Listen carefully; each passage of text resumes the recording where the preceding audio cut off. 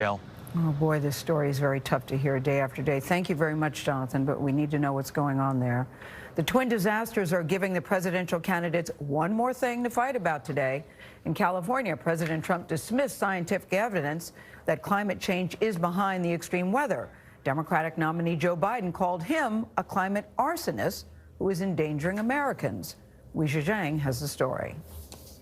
Speaking under a smoky haze, President Trump blamed the historic fires on fallen trees that were not cleared out. There has to be good, strong forest management. The president has pushed the idea for 3 years, but California Governor Gavin Newsom pointed out that only 3% of land in the state is under state and local control.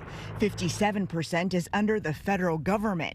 He said that climate change is a much bigger factor. The science is in and observed evidence is self-evident that climate change is real, and that is exacerbating this. A California National Resources official urged Mr. Trump to acknowledge it. If we ignore that science and sort of put our head in the sand and think it's all about vegetation management, we're not going to succeed together protecting Californians. But President Trump pushed back. It'll start getting cooler.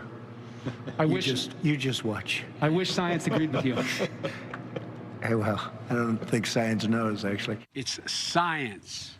Former Vice President Joe Biden blasted the president, who has rolled back climate regulations and downplayed the threat of climate change for years. If you give a climate arsonist 4 more years in the White House, why would anyone be surprised if we have more America ablaze?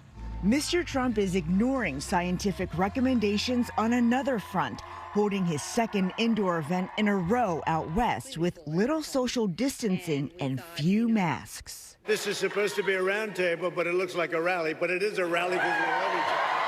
Back in Washington, the top spokesman for the Department of Health and Human Services slammed government scientists in a live video he hosted on his personal Facebook page. Michael Caputo has taken the video down, but in it he claimed the CDC included a resistance unit and said its scientists haven't gotten out of their sweatpants except for meetings at coffee shops to plot how they're going to attack Donald Trump next. We spoke with Caputo last night, who said he's feeling the pressures of the job and dealing with multiple threats against his family, and he claims that's what led to venting on Facebook.